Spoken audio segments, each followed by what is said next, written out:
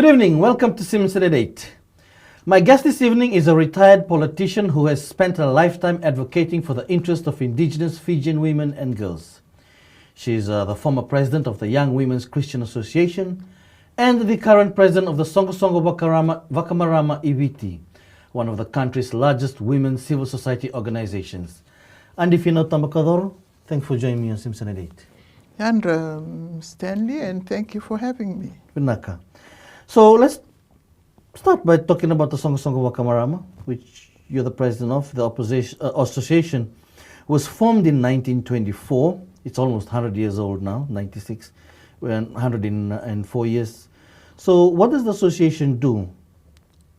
Well, the association started off as an initiative by a missionary couple who worked in the Wilevu Education Institute in the 1920s, late 1918 and 20s. And at that time, those who came in for training at the Institute, for training in carpentry, in management, in business studies, and even for the priesthood, many of these people came already married. So they came to the institution with wives. And the couple decided, whilst their husbands were being taught all these things, that they should also be trained in housekeeping, proper housekeeping, child care, nutrition, sanitation, laundry, and all that. So after their husband's training, when they went back to wherever they were posted to, all over the country, the wives also took with them the knowledge that they had learned at the Institute. And that's how the organization began. It began as the Rube, Soqosoqo ni Rube, which was named after Mrs. Derrick, whose name was Ruby. Okay. That's a Fijian version of Rube. Yes. Ruby. Rube was the Fijian version of Ruby. And the organization spread throughout the country. And by the 1940s, it was a national organization, still called the Rube, but the couple decided to traditionally hand over the leadership and the running of the organization to the late Ratusalala Sukuna at one of their general meetings in Nailangamba in 1944. Okay, so around the 40s it started to become very indigenous-led. Yes. Itaukei-led. And Ratu Sukuna renamed the organization to Soqosoqo Vakamarama Itaukei. And his wife became the first Soqosoqo Vakamarama Itaukei president. Okay. What a wonderful history. And but I would like to talk now about how the organization is now structured in the modern form today. How does it run? Well, we have. How does one become a member? A member. Okay, we have a constitution, and we are registered under the Charitable Trust Act. So our constitution determines our membership and how it's financed. Whilst we don't have direct membership, our membership is through the provinces, because we have branches in all the 14 provinces. Okay. And we exist in the 1,173 villages in the country. So every Itaukei village has a rep. Has a Soqosoqo Vakamarama rep. Group. Or group. Yes. Who have an appointed rep. Yes. Okay. And they go to their tikina and finally their provinces. So you become a member of the Soqosoqo Vakamarama by virtue of being a member of your province. Okay. Who then pays, the provinces pay a levy of, it's determined by what our budget provides for. At the moment, it's $2,300 per province. But there are some provinces who are stronger than others, who have volunteered to pay $3,000 a year. That covers the running of the operational costs? Just runs the operational cost of our headquarters. So you survived quite a Yes. long time under them. Yes. You also have donor funding, donor support now for Not projects? Or? for projects only, but we also own 2 parcels of land in Nambua where our offices are. The headquarters is placed, and also the vacant land across the road. They belong to the Soqosoqo Vakamarama. Okay, cool. Obviously, you have to be a woman, and an Itoke woman at that, Yes. to be a member. The obvious question in the current environment, where a lot of associations, schools, institutions, that drive by government to have associations become more inclusive, non-discriminatory. So why the continued focus only on Itoke women? Why not include women from other ethnic groups? Because our focus, like you said, is villages and rural community, and that's where we've always worked. And So specific to the issues of Itoke yes, women. yes, and their needs, like any other group. We have development needs, we have social needs, and social issues, which the Soqosoqo tries to address through its meetings and the workshops it organizes. When it does do those things, we are reliant on donors, on sponsors, to provide the funding. For the projects, specific For the projects. projects and What the are some of the programs, projects that workshops. have been funded, for instance? Oh, in the past there have been a lot. You know, we are one of the, between the 80s, 70s and 80s, we ran a program called Reproductive Health. And that was funded by UNFPA. And through that, we covered reproductive health issues throughout the country. And in fact, the Soqosoqo Vakamarama invented the term coordinators in Fiji, because we appointed coordinators in all the provinces. For the civil society, For civil society groups. yes, yes. So you work in all 14 provinces with a focus, as you said, on village, district and provincial matters, as well as I've read national development policies, programming, laws, regulations, services. You've spoken on that you talk about reproductive health as some of the issues. I read also in one of the association's profile that you also work on the needs of rural women, regulation in villages, registrations in the native land register in the Volunteer Kawambula, matters of gender equality, human rights, That's right. constitutional reforms, governance, development assistance, economic empowerment, transition, democracy, LGBTIQ as well, issues, humanitarian response and climate change. There's quite a lot of issues. You handle all this. Yes. And it's out of our interest. We have to be involved in these discussions. Like, we have a very strong relationship with the Red Plus program of forestry. We sit on their steering committee, and we've been doing a lot of work with them in terms of educating indigenous forest dwellers and finding out from them what are their concerns. Those kinds of things. And we have to go to a break now, but when we return after the break, I'd like to discuss some of these specific issues that you're working on, and the other issues that surrounding these very pertinent issues facing women and everyone in Fiji at the moment. You're watching Simpson at 8. We're with Finau, Tabakaucoro, President of the Soqosoqo Vakamarama. Don't go away. We'll be back after the break.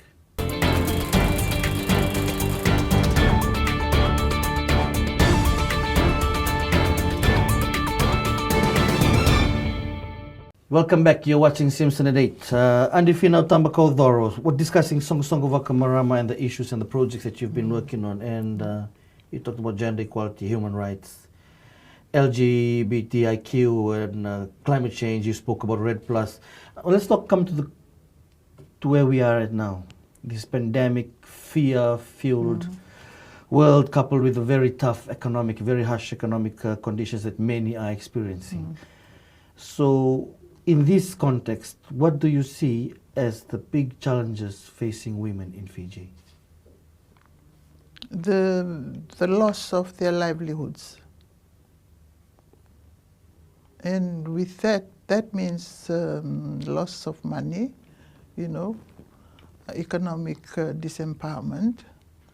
And with that also comes loss of access to many things, to education, to providing for their children in terms of attending school and providing them with adequate lunches and even breakfast before they leave.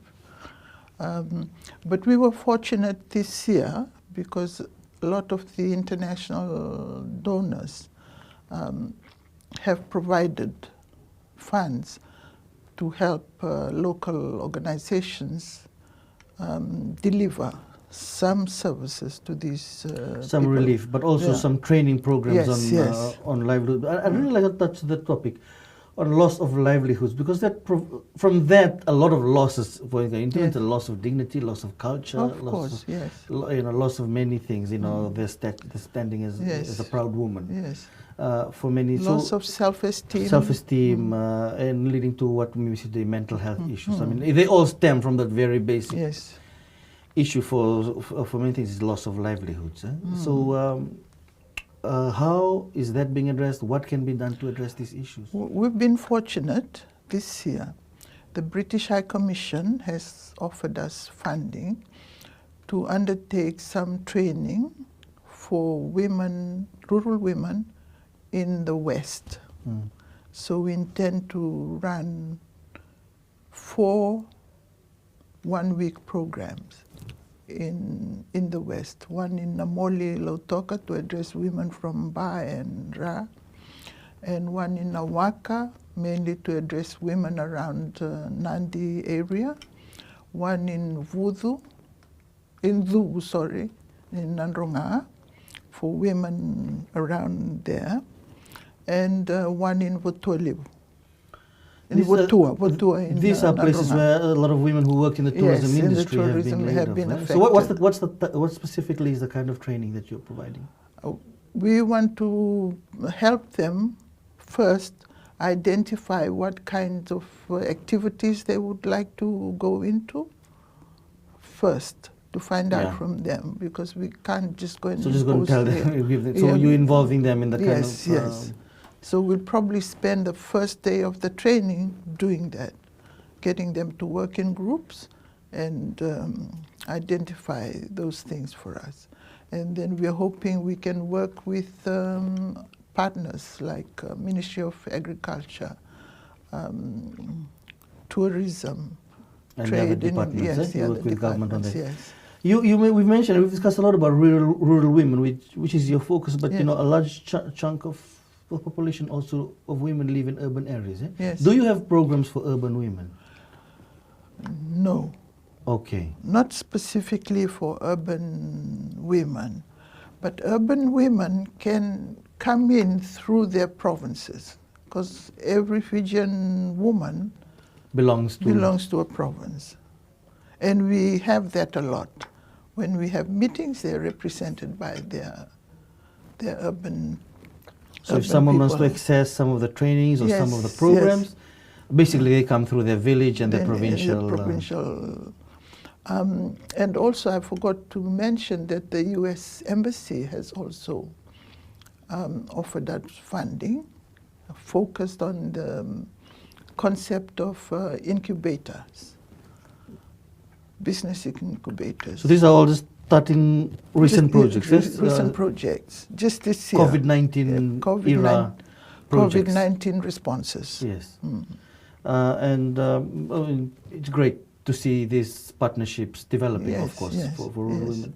And then we'll see in time how they work. Yes. And how they work. So those are some of the things that's being done about it.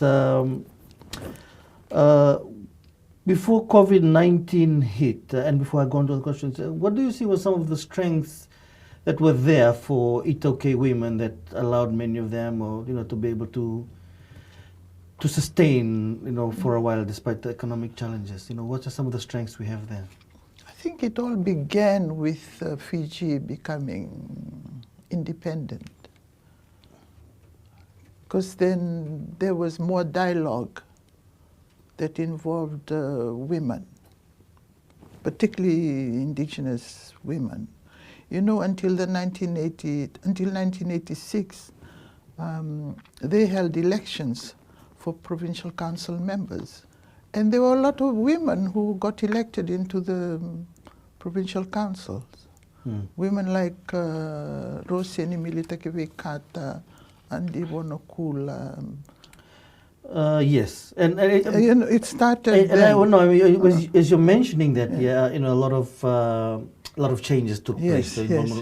you know, in the 80s, I know there are a lot of issues about governance, and the perceived view then that a big issue for women that they were not being part of the decision making. They're not being consulted in village even. meetings. Yes. And that women's voices were not being heard. So that's evolved. How do you see the situation then, and the situation to how it is evolved now?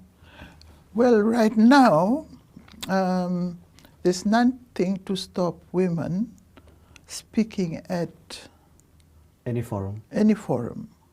Even the traditional forum. Even the traditional forum.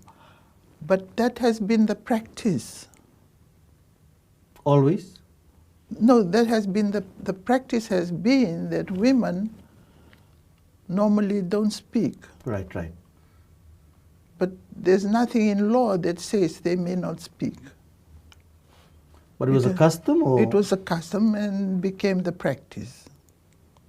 Women should, every Tikina council should include a woman from the Tikina, representing women. And in the provincial council since the 1980s, when Ratu Penaya was the permanent secretary of Fijian Affairs. Was it? No, when he was minister, he made the administrative decision first. What year was this, sorry? 1980s. 1980s, okay. Yeah, he made first an administrative decision that every province must invite a woman from the Soqosoqo Vakamarama to sit on the provincial council. So you've been represented yes, since then? But since then, that has been formalized under the law. Under laws now? Under the law now. So it's been codified yes. into... All right, that's so some progress there in terms of traditional structures. Yes. That's been made, and it was something that I had was in the back of my mind when you spoke about it's now some of the strength women have been part of these programs for quite some time now. Yes. Inroads. And what more needs to be done to make it much stronger?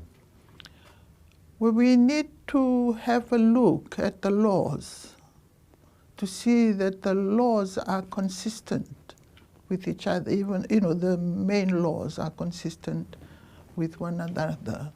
And the practices are also consistent with the provisions of the law. Yes, so it's not just the legislation that's not being implemented. Yes. From what you're seeing, is it being implemented? Well, you look at the law on the VKB. It's obviously inconsistent with the law on births, the registration of births. In what way? When a child is born, the child is registered to the mother and the father. Whereas in the VKB, although they are registered with their mother and father, the right is provided by the father. So there's an inconsistency. There's inconsistency. And it's not the denial of the mother's right, it's the denial of the child's right. Interesting perspective. To decide on their identity. Decide on their identity, whereas, so these are some things that come out as part of some of the things that we will have to look into yes. I mean, for the Soqosoqo Vakamarama, for the Itoke institutions. Yes. Has it been raised?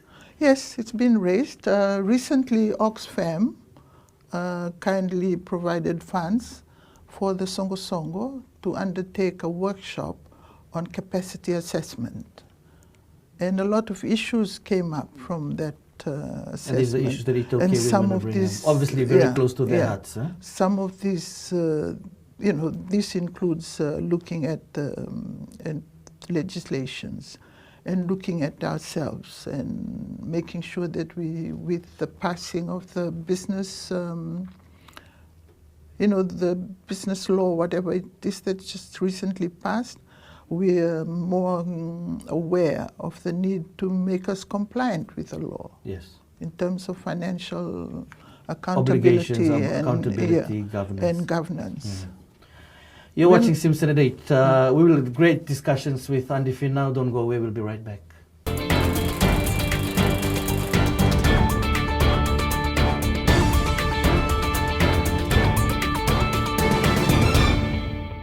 Welcome back. You're watching Simpson at 8 with Andy Finau Tabakaucoro, president of the Soqosoqo Vakamarama. Now, you were a former member of the interim government from 1987 to 1992. I think before that you were president of the YWCA, the Young Women's Christian Association, very prominent women's group in the 80s. You were president from 1980 to 1988. And then you joined the interim government that was formed after the 87 coup. Yes. With Ratumara as the Prime Minister, trying to bring the country back to normalcy. And I just wanted to ask, from your experience then and what you see now, what do you see as some of the challenges that remain for women in leadership? Obviously, we have more women in Parliament now than we used to have. But what do you see as the challenges facing women in leadership today? I think it's a question of perception more than what is actually happening. Because if you look around the business, the private sector, there are numerous women holding positions of importance. Maybe corporate leadership. Yes, corporate leadership is certainly there. And in terms of the legal area, I don't know, women might even outnumber men in that area. And they are all very good, they're excellent.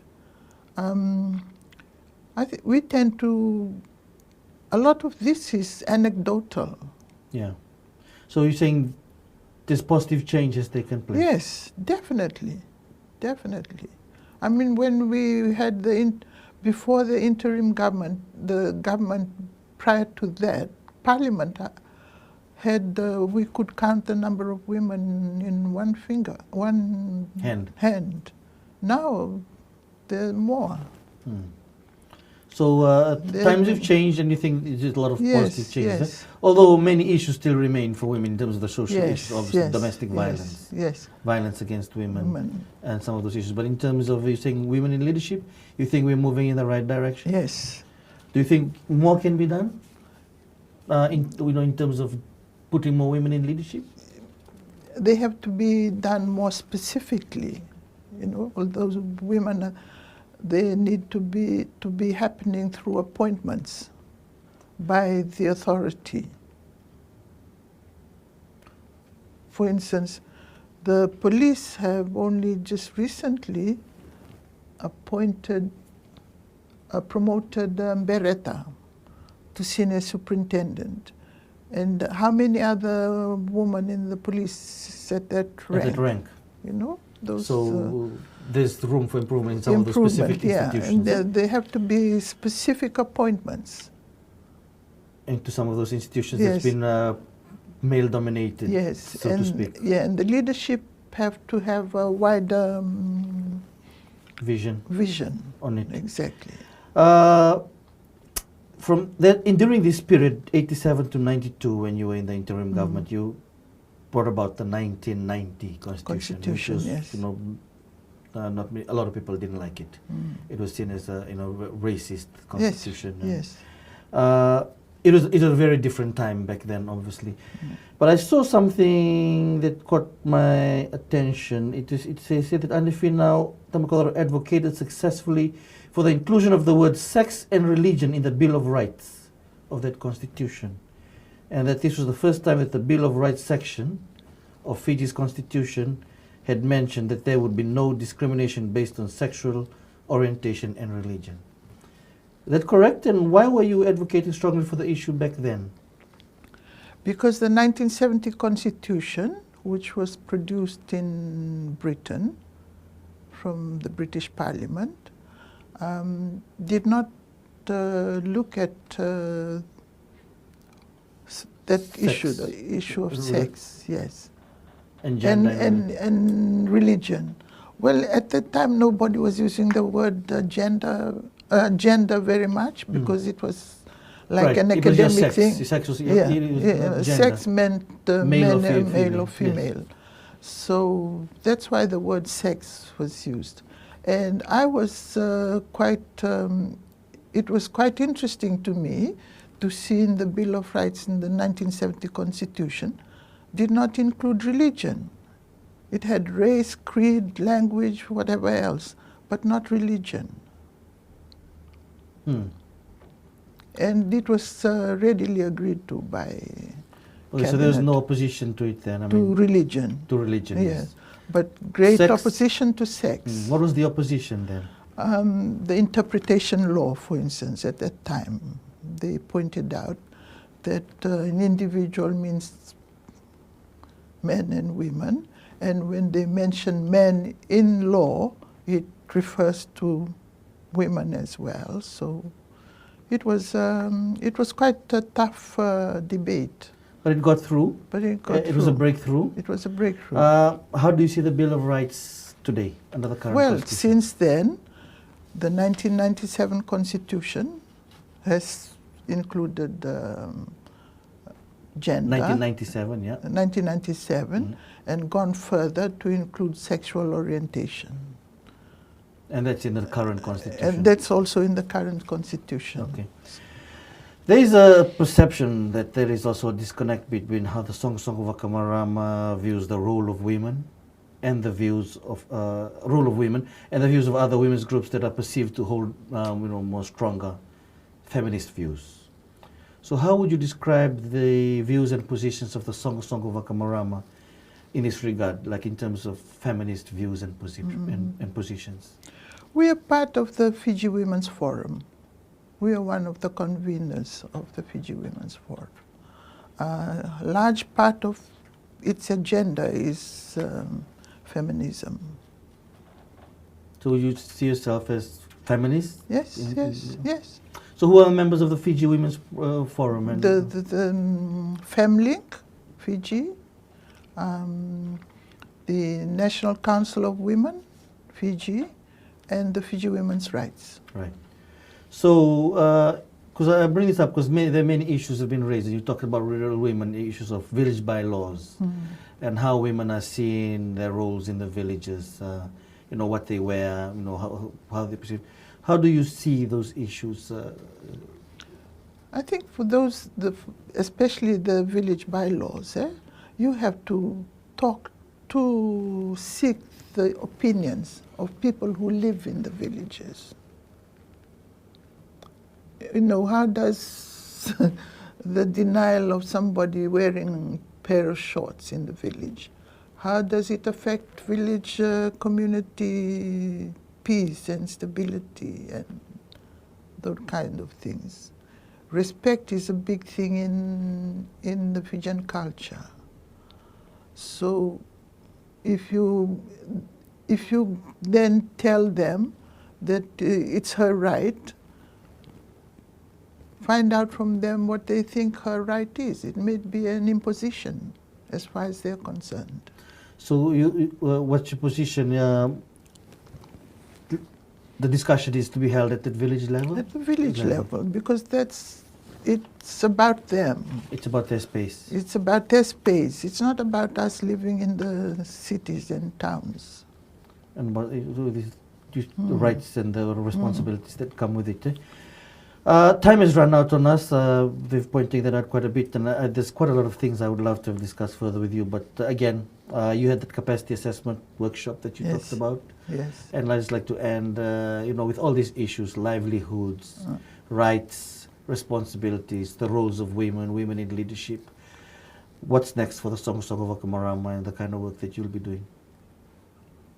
We are looking at reorganizing our organization. You know, we run as a women's society, but it's time we looked at our assets and begin looking at turning those assets as to make money for the organization, so that the money we make from our assets can then fund programs for the organization. To become more resilient. Yes, more resilient, and we're also looking at some kind of arrangement to use women as a shareholder of a big Soqosoqo Vakamarama, I don't know what you'll call it.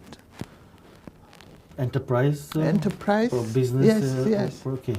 So that, you know, when we have meetings with women, the first question they always ask you, when you bring them to a workshop or anything, they'll ask you, what's in this for me? Right. So we want to start looking at what will be So in it. more than just for training them. and projects, but also investment opportunities? Yeah, what's in it for the women? Not just improving their capacities, but how will it improve their livelihoods? A proud 96-year-old organization still standing strong. And Finau Tabakaucoro, thank you for joining me on Simpson at 8. That was our show for the evening. Join us again next Thursday at the same time. Good night.